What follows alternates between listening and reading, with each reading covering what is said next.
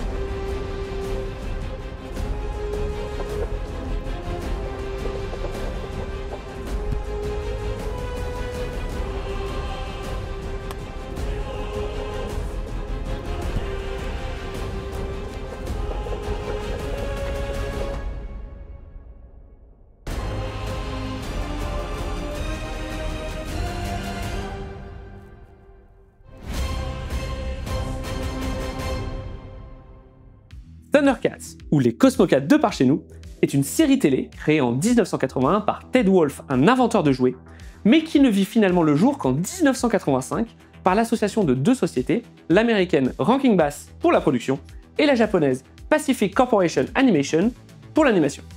Ce studio japonais a été créé par des anciens employés de la Toei Animation et de chez Topcraft, à qui l'on devait d'ailleurs l'adaptation de classiques comme Le Hobbit, Le Magicien d'Oz ou encore Nausicaa et la Vallée du Vent. Et la Pacific Animation Corporation sera finalement rachetée en 1988 par Walt Disney, pour intégrer la Walt Disney Animation Japan, à qui on doit la réalisation de séries comme DuckTales, Tic et Tac et Goof Trouf par exemple. Mais du coup, vu qu'on a suivi les aventures des Cosmocats jusqu'en 1989, est-ce qu'on peut dire qu'ils font partie de l'univers Disney? Je suis pas sûre qu'on les verra dans le prochain Roi Lion. Donc, chassés de leur planète natale Thundera, les Cosmocats viendront s'installer sur la troisième Terre. Et cette planète est occupée par une momie au service des anciens esprits du mal, la terrible Mumm-Ra. Starlion, le jeune leader, est un lion, parce que le lion, c'est le roi des animaux, est équipé d'un gant en forme de patte de lion, mais surtout de l'épée d'Omen, une épée qui lui permet de voir si ses alliés sont en danger et de projeter un signal dans le ciel pour rallier tous les Cosmocats. Mumm-Ra, l'éternel vivant, possède de nombreux pouvoirs magiques. Il peut régénérer sa vie et ses pouvoirs dans son sarcophage caché au cœur de la pyramide noire. Aidé par Tigro, un tigre, Panthera, une panthère, Félibel et les chatons Willikit et Willicat, notre bande de félins aura fort à faire face aux hordes d'animaux mutants qui se sont ralliés à la cause de Mumm-Ra. Et Snarf, la nounou poilue de Starlion. Et c'est donc à travers 130 épisodes que nous avons pu suivre les aventures de Starlion et de ses amis félins. Il est étonnant de voir autant d'épisodes pour une série animée, la moyenne à cette époque étant autour de 59,456 épisodes avant de disparaître des écrans. Peut-être parce que les chats ont plusieurs vies? Comme souvent pour les séries animées des années 80, celle-ci était accompagnée d'une série de comics éditée dès 1985 par Star Comics, qui avait aussi édité Les Maîtres de l'Univers, les Flintstones ou les Muppets. T'as appelé le prof? Bah non, pas cette fois. Qu'est-ce qui se passe, prof? Ah, mais dès que je laisse le chat toucher 2 minutes à l'ordinateur, il me dérègle tout. Bah du coup, salut prof, ça va bien? Ah, ben je suis en train de faire du rangement. Eh mais attends, c'est des personnages Cosmocats. On était justement en train d'en parler. Quelle coïncidence! Et donc, vous allez me demander de vous en parler.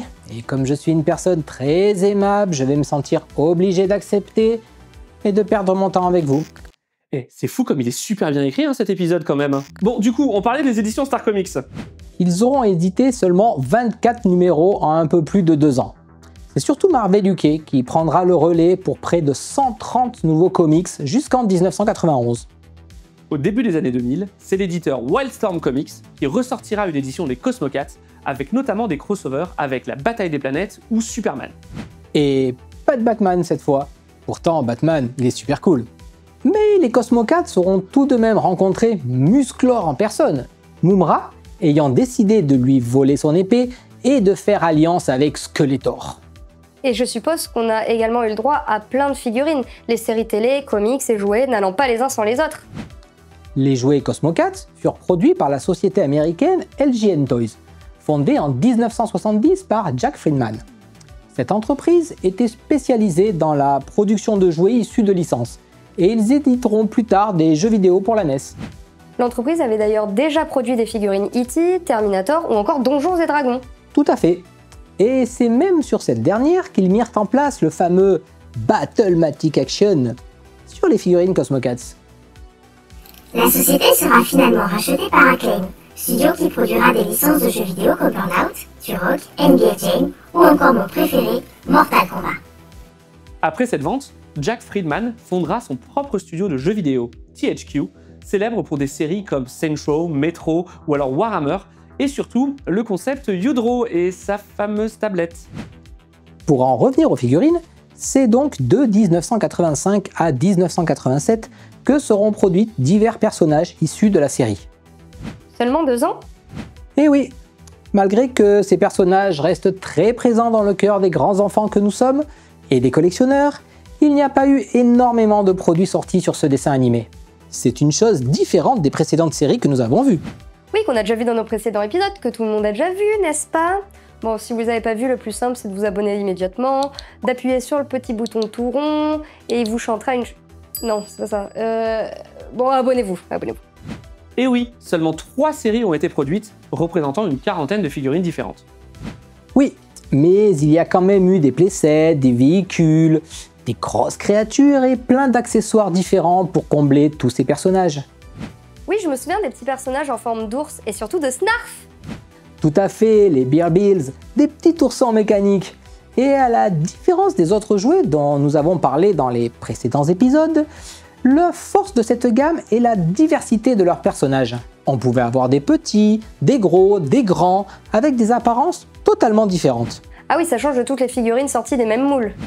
Et la qualité de peinture et le détail apporté à chaque personnage était sublime pour l'époque. Et toujours pour aujourd'hui même, encore plus quand on voit les productions de jouets actuelles, mais ça c'est un autre sujet. Il y avait aussi une bague, non? Oh oui, l'anneau secret du pouvoir, vendu avec les personnages de Starlion et Mumm-Ra. Elle permettait, en la connectant au dos de la figurine, de faire surgir des lasers des yeux des personnages. Ouais, on va se calmer, hein. Disons plutôt d'allumer légèrement leurs yeux pour être plus précis. La première série de figurines était composée uniquement de 4 héros et 4 méchants.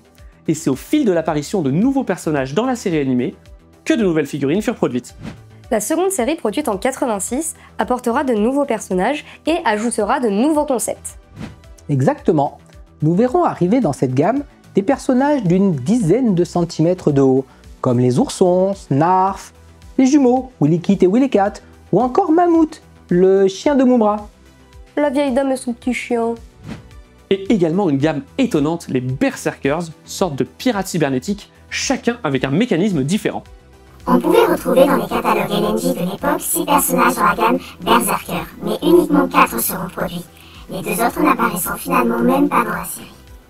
Rambam, avec une roue sur son ventre, lui permettant de foncer sur ses ennemis. Hammerhand, et sa main géante, Top Spiner, pouvant faire tournoyer son arme. Et Cruncher, toujours prêt à vous faire un gros câlin serré. On pouvait également retrouver certains personnages comme Snarf, ou les jumeaux, vendus en double pack avec un autre personnage. Il y a eu aussi le repère des Cosmocats, le Cat Lair, rempli de puces électroniques. Embêtant pour un repère de chat, mais aussi de lasers, sa tête pivotante et autres trappes. parfait pour aller avec le repère de Mumm-Ra, permettant de faire apparaître la momie ou sa version 2.0 grâce à une trappe. La version momie n'était d'ailleurs disponible à la vente qu'avec ce preset, mais on pouvait l'obtenir également en le commandant grâce à un système de points à découper sur les cartons des figurines. Et il fallait surtout s'armer de patience, la livraison pouvant prendre plusieurs mois. Celui-ci sera d'ailleurs livré dans une simple boîte en carton, sans blister. Et rien ne sert de découper vos cartons maintenant, hein, parce que l'offre n'est plus valable depuis 1987. Mais malheureux, quel sacrilège! Découper un blister d'époque aujourd'hui? La dernière vague de 87 ajoutera des personnages comme Jaga et les Rampagers, mais malheureusement celle-ci ne sortira jamais en France. Comme pour les Berserkers, ce sont des personnages avec des mécanismes totalement différents. The Drailer avec ses jambes rotatives en forme de forêt, et Stinger pouvant actionner le battement de ses ailes. Les catalogues de l'époque nous proposaient un troisième personnage, The Mad Bubbler, qui ne sera finalement pas produit. On retrouvera également dans cette gamme tout un panel d'accessoires pour équiper les figurines, comme des échasses mécaniques, des ailes volantes ou alors des laser sabers. Des sabres laser dans les Cosmocats? Pas vraiment. Il s'agissait plutôt d'un pack se fixant sur le dos des figurines et produisant un laser qui permettait de produire différents sons, notamment en interagissant sur le Katzler. Il y a eu 4 versions différentes, en bleu et orange pour les Cosmocats et en rouge et noir pour Jeanne Masse. Pour les mutants. Il y a aussi plein de véhicules, il me semble, avec le fameux Thunder Tank. Ah oui, mais malheureusement la qualité apportée au véhicule est en dessous de celle des figurines. Le Thunder Tank, par exemple, ne pouvant transporter que 2 figurines. Les mutants ont eu plus de chance avec le Fist Pounder et ses poings rageurs qui frappent le sol quand il avance. MGM Toys a également produit un autre véhicule, un véritable tricycle pour les enfants. Exactement, et d'une qualité disons discutable, mais totalement indispensable pour aller au combat armé de la réplique de l'épée d'Omen et de son œil de Sundera lumineux.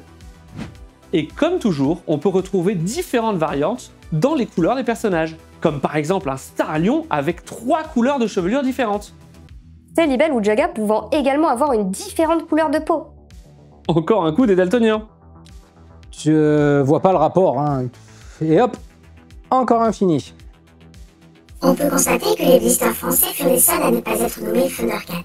Ils étaient sortis sous le nom Cosmocat, ce qui en fait des versions encore plus rares à trouver de nos jours. En 2011, sortira une nouvelle série, avec un reboot de la franchise et une histoire quelque peu différente. On suivra l'ascension de Starlion, alors accompagné par son frère Tigro, qui sera en couple avec Felibel, et Snarf en simple animal de compagnie. Malgré une réalisation correcte, l'audience ne suivra pas, et la série s'arrêtera après seulement 26 épisodes. Évidemment, je pense qu'une nouvelle gamme de jouets a été éditée, non? En effet, Bandai sortira une quinzaine de personnages et quelques véhicules, mais malgré un packaging très sympa, les produits ne furent pas terribles et les ventes très décevantes. Une nouvelle série Thundercat sortira en 2020. Oui, alors je veux bien essayer d'être sympa, mais là c'est trop. Non. Parlons plutôt des belles réalisations auxquelles nous avons eu droit, comme les figurines Super Seven ou les statuettes Mezco par exemple. Et les Iron Studios alors, mais quelle merveille! Oh oui, et même si les Cosmocats ont eu droit à moins de jouets que les maîtres de l'univers, les Tortues Ninja ou d'autres séries de l'époque, c'est sûrement grâce à la qualité de ces jouets et du dessin animé que l'on est encore fan aujourd'hui de ces produits. Et grâce à son super générique chanté par Jean-Claude Corbel, à qui on doit aussi les génériques de Olivier Tom ou La Bande à Picsou.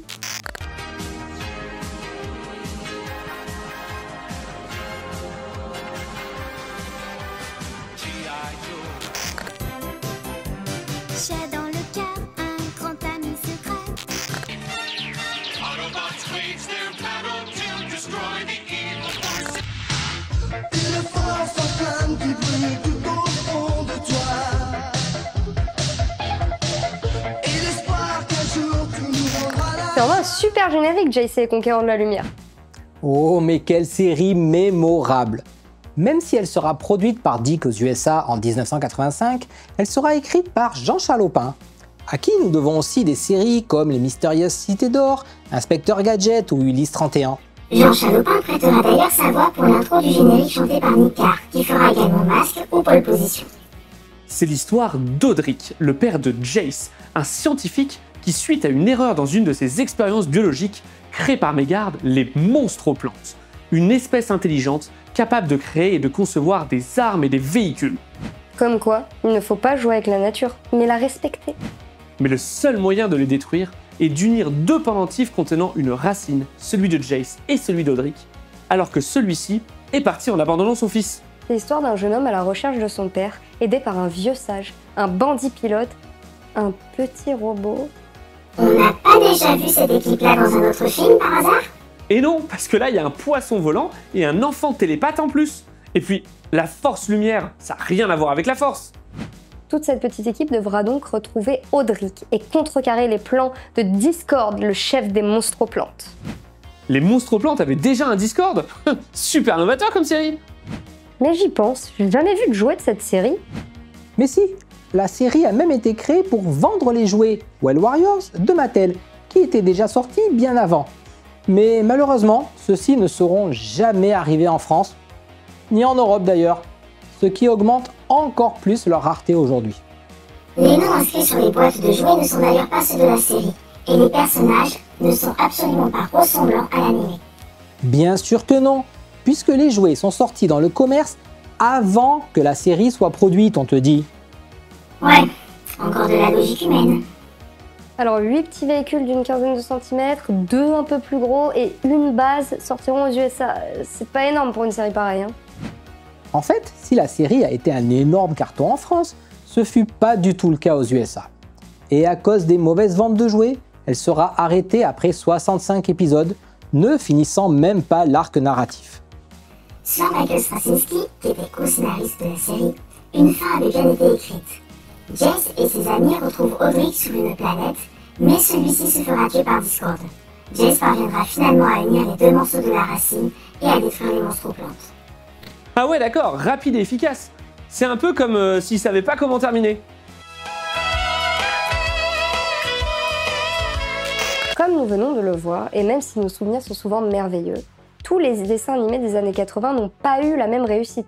Et il en va de même pour les produits dérivés. Mais en tant qu'enfant, ce sont des considérations qui la plupart du temps ne nous viennent même pas à l'esprit.